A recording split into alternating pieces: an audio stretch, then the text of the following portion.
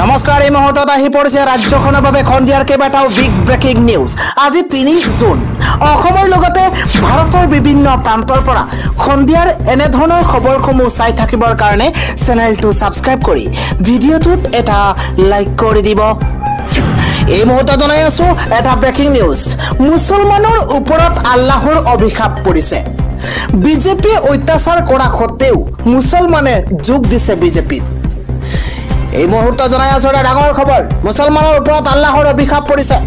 বিজেপিয়ে অত্যাচাৰ কৰা সত্ত্বেও মুছলমানে যোগ দিছে বিজেপিত। এই মন্তব্য কৰিছে শেৰমান আলীয়ে। এটা ডাঙৰ খবৰ জনোৱাৰ চেষ্টা কৰিছো। বিজেপিয়ে অত্যাচাৰ কৰা সত্ত্বেও লুঙি টুপি পিন্ধি মুছলমানে যোগ দিছে বিজেপিত। লাজ পাব লাগে মুছলমানে, মন্তব্য কৰিছে শেৰমান আলীয়ে। মুছলমানৰ ওপৰত আল্লাহৰ অভিশাপ পৰিছে। এই মন্তব্য আমাৰ নহয়, শেৰমান আলী ডাঙৰীয়া এইদৰে মন্তব্য কৰিছে। বিদেশীৰ নামত সংখ্যালঘুৰ ওপৰত অত্যাচাৰ চলাইছে বিজেপিয়ে। বিজেপি হাৰাশাস্তি কৰিলে নাকান্দিব। যাৰ কোনো নাই তাৰ আল্লাহ আছে। বাংলাদেশী বুঢ়ী সংখ্যালঘুক গ্ৰেপ্তাৰ কৰি ঘূৰাই আনিবলৈ বাধ্য হৈছে চৰকাৰ।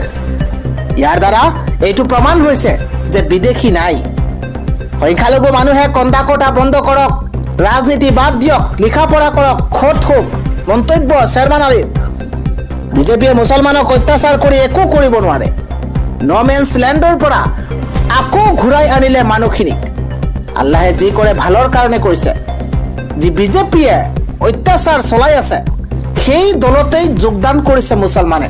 শেৰমান আলীয়ে কেইবাটাও এই ধৰণে বিস্ফোৰক মন্তব্য কৰা পৰিলক্ষিত হৈছে। আন এটা খবৰ হৈছে আজাদ চৌধুৰীৰ সম্পত্তিত জিলা প্ৰশাসনৰ বৃহৎ বুলডোজাৰ। এবাৰ শৃংখলৰ কথা শুনিলে প্ৰশাসনে। জাতীয় সংগঠনৰ প্ৰতিবাদত সেও মানিলে যোৰহাট প্ৰশাসনে। বিতৰ্কিত আজাদ চৌধুৰীৰ সম্পত্তিত জিলা প্ৰশাসনৰ হাতোৰা পৰিছে। চৰকাৰী ভূমিত নিৰ্মাণ কৰা ব্যৱসায়িক প্ৰতিষ্ঠানত উচ্ছেদ অভিযান প্ৰশাসনৰ। এই মুহূৰ্তত এটা বিগ নিউজ জনোৱাৰ চেষ্টা কৰিছো। চৰকাৰী ভূমিত নিৰ্মাণ কৰা ব্যৱসায়িক প্ৰতিষ্ঠানত এবাৰ বৃহৎ উচ্ছেদ অভিযান প্ৰশাসনৰ। অবৈধভাৱে ভূমি দখল কৰি ব্যৱসায় কৰাৰ অভিযোগ তুলিছিল বীৰ লাচিত সেনাই। অবৈধ বাংলাদেশী বুলি অভিযোগ দিছিল স্থানীয় দল সংগঠনে। খিলঞ্জীয়াৰ প্ৰতিবাদতে সেও মানি উচ্ছেদ চলাবলৈ বাধ্য হৈছে যোৰহাট জিলা প্ৰশাসন। বিশাল আৰক্ষী বাহিনীলৈ উচ্ছেদ অভিযান চলাইছে জিলা প্ৰশাসনে। জাতীয় সংগঠনৰ প্ৰতিবাদত সেও মানিছে যোৰহাট প্ৰশাসনে। অৱশেষতে বুলডোজাৰ চলাবলৈ বাধ্য হৈছে। খিলঞ্জীয়াৰ প্ৰতিবাদত সেও মানি বাধ্য হৈছে বুলডোজাৰ চলাবলৈ যোৰহাট জিলা প্ৰশাসনে। পৰৱৰ্তী খবৰটো হৈছে অবৈধ বাংলাদেশী বিতৰণৰ মাজতে মুছলমানে পাব জাতিৰ স্বীকৃতি। মুকলিকৈ লিখিব পাৰিব জাতিৰ পৰিচয়। এই মন্তব্য কৰিছে মুখ্যমন্ত্ৰী হিমন্ত বিশ্ব শৰ্মাই। এই মুহূৰ্তত জনাই আছো এটা বিগ নিউজ। অবৈধ বাংলাদেশী বিতৰণৰ মাজতে মুছলমানে পাব জাতিৰ স্বীকৃতি। মুকলিকৈ লিখিব পাৰিব এতিয়াৰে পৰা জাতিৰ পৰিচয়। এই গৌৰৱেৰে নিজৰ পৰিচয় দাঙি ধৰিব পাৰিব মুছলমান সকলে। এটা ডাঙৰ খবৰ এই মুহূৰ্তত জনোৱাৰ চেষ্টা কৰিছো। পাব জাতিগত স্বীকৃতি প্ৰতিশ্ৰুতি। এই প্ৰতিশ্ৰুতি দিছে ৰাজ্যৰ মুখ্যমন্ত্ৰী হিমন্ত বিশ্ব শৰ্মাই। আমি জলহা, আমি সৈয়দ, আমি মৈমাল বুলি লিখিব পাৰিব। জাতিগত জনগণনা হ'ব মুছলমান লোকসকলৰ। ৰাজ্যৰ মুছলমানে মুকলিকৈ দিব পাৰিব নিজ জাতিৰ পৰিচয়। মুছলমান সমাজৰ দাবীৰ প্ৰতি সঁহাৰি জনাইছে মুখ্যমন্ত্ৰী হিমন্ত বিশ্ব শৰ্মাই। অবৈধ বাংলাদেশী বিতৰণৰ মাজতে মুছলমানে পাব জাতিৰ স্বীকৃতি। আন এটা খবৰ হৈছে ৰাজ্যত অপৰিৱৰ্তিত আছে বৰ্তমান বান পৰিস্থিতি। ৰাজ্যৰ ইমূৰৰ পৰা সিমূৰলৈকে বৰ্তমান বানে চলাইছে সংহাৰী ৰূপ। 22খন জিলাত 1250খন গাঁও এতিয়া বানৰ কবলত পৰিছে। বানত ক্ষতিগ্ৰস্ত হৈছে 1250খন গাঁও। বানপীড়িতৰ সংখ্যা হৈছে 5,15,039 গৰাকী। 12,600 হেক্টৰ কৃষিভূমি পানীৰ কবলত পৰিছে। 155টা শিবিৰত আশ্ৰয় লৈছে বন্যাৰ্থই। 2.35 লাখতকৈও অধিক জীৱ জন্তু বানৰ কবলত পৰিছে। বানত এইবাৰ 89টা পথ, 4খন দলং ক্ষতিগ্ৰস্ত হৈছে। বানাক্ৰান্তৰ বাবে 165টা সাহায্য শিবিৰ স্থাপন কৰা হৈছে। এবাৰ বন্যাৰ্থৰ বাবে 157টা সাহায্য বিতৰণ কেন্দ্ৰ স্থাপন কৰা হৈছে। আৰু বৰ্তমানলৈকে বানত 6 গৰাকীৰ মৃত্যু আৰু 2 গৰাকী লোক ইতিমধ্যে নিখোজ হোৱা বুলি জানিব পৰা গৈছে।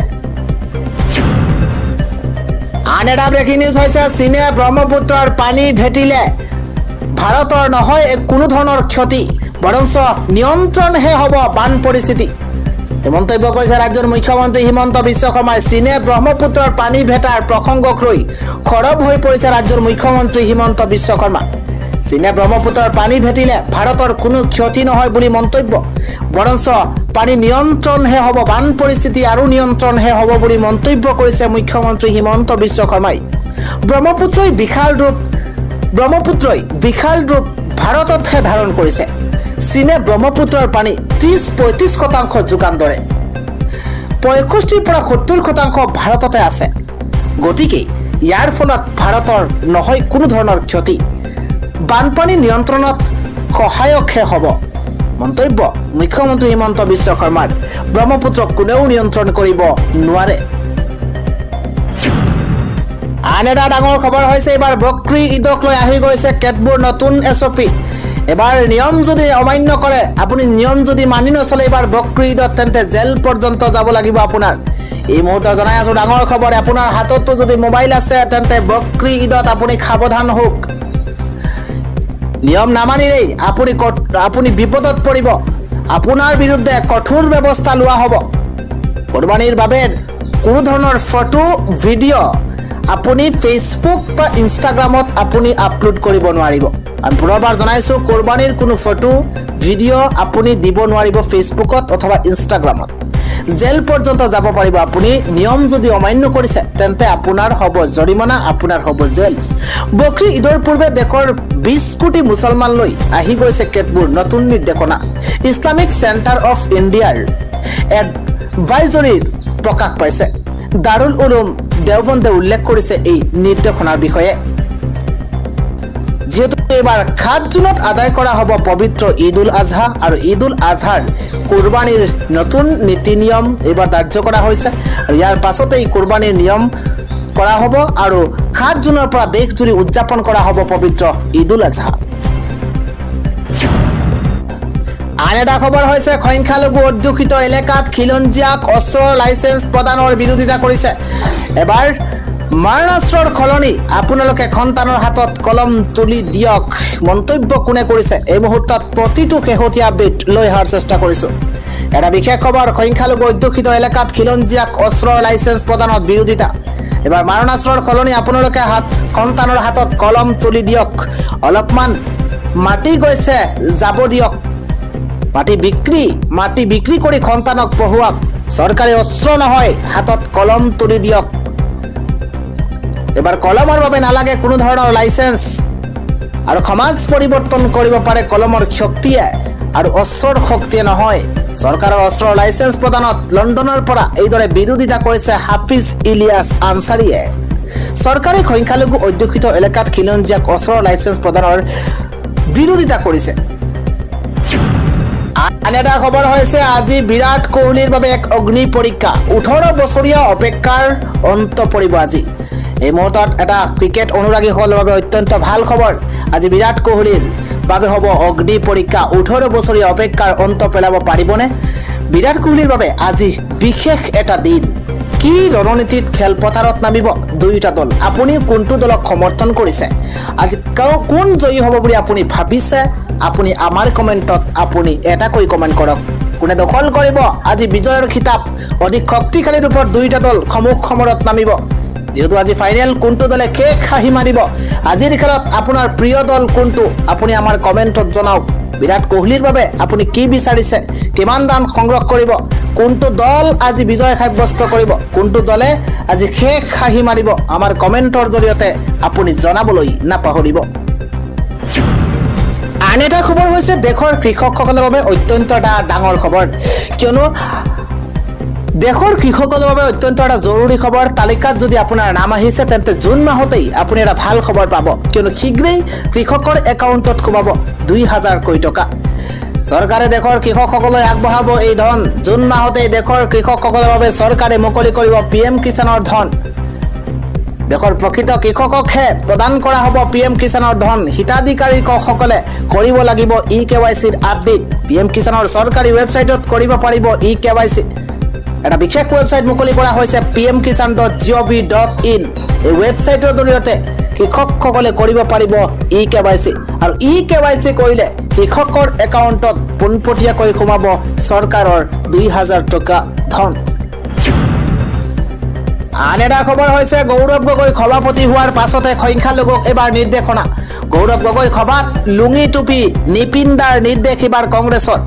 এটা ডাঙৰ পলিটিকেল আপডেট জনোৱাৰ চেষ্টা কৰিছোঁ। গৌৰৱ গগৈ সভাপতি হোৱাৰ পাছতেই সংখ্যালঘুক এক নিৰ্দেশনা দিয়া হৈছে। গৌৰৱ গগৈ সভাত লুঙি টুপি নিপিন্ধাৰ নিৰ্দেশ কংগ্ৰেছৰ। মুছলমানক টুপি পৰিধান কৰি কংগ্ৰেছৰ সভালৈ যোৱাত নিষেধাজ্ঞা দিয়া হৈছে। এটা বিগ নিউজ জনোৱাৰ চেষ্টা কৰিছোঁ। ৰাজীৱ ভৱনত অনুষ্ঠিত হোৱা সভাত কেমেৰাৰ পৰা আঁতৰি থকাৰ নিৰ্দেশ দিয়া হৈছে। সভাৰ হলত এবাৰ কেমেৰাৰ পৰা আঁতৰি থকাৰ নিৰ্দেশ দিয়া হৈছে। টুপি পিন্ধি কেমেৰাৰ সন্মুখত নাযাবলৈ মুছলমানক নিৰ্দেশনা দিয়া হৈছে। কংগ্ৰেছ কৰিবলৈ টুপি খুলিব লাগিব মুছলমানে। হোৱাটছআপ যোগে সকলোকে এই নিৰ্দেশ দিছে কংগ্ৰেছে। জয়ন্ত মল্ল বৰুৱাই অভিযোগ উত্থাপন কৰি উদঙাইছে কংগ্ৰেছৰ সকলো তথ্য।